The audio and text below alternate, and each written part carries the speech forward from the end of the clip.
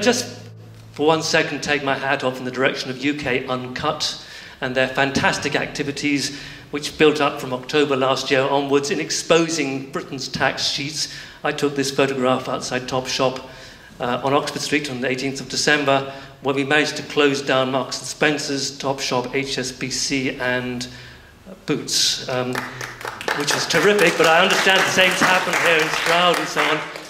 I love this kind of direct action because it's very funny, but the public almost entirely got the message and realised the importance of the message. The message that UK Uncut is putting across is as follows. Our government has taken a clear political choice to foist cuts upon us. The cuts are not necessary.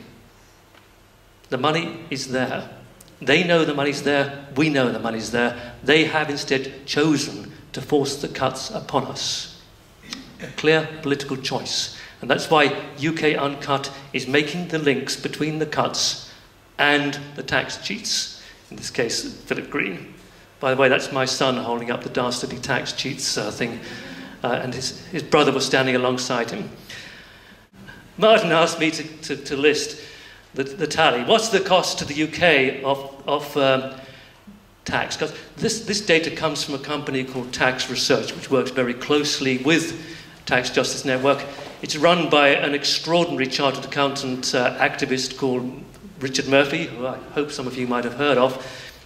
Richard's research is to a far higher standard than HM Revenue and Customs, and his figures stand up much better to scrutiny than the government figures. But anyway, this is his research work from last year. Tax avoidance is costing us 25 billion a year. Tax evasion is costing us 70 billion a year. Uncollected tax, 28 billion a year. Total tariff, 123 billion pounds a year. This is Her Majesty's Revenue and Customs estimate, 45 billion. And even, I have to say that within our network, there are quite a number of very senior tax officials who, for obvious reason, don't want to be disclosed. They think our estimate is much closer to reality. Benefit fraud, which, if you look at the poster on this young guy's holder, this is Dorothy Perkins. We closed Dorothy Perkins down as well. We've taken the benefit fraud poster and subverted it to Philip Green's purposes. Costs 1.5 billion a year. But that's what the government is targeting. This is what the right-wing press is targeting. Philip Green,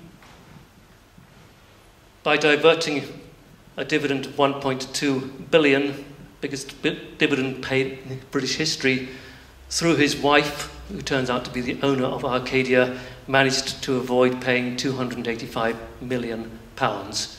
Just one person. I use the word avoidance very carefully. Everything he did there was perfectly legal. And that's the problem. We're not actually targeting tax evasion. We are demanding that tax avoidance be closed down, that the loopholes that are exploited left, right and centre are closed down, that the tax havens are closed down, and that we reassert our right as citizens to tax, not just labour and consumers, but also capital.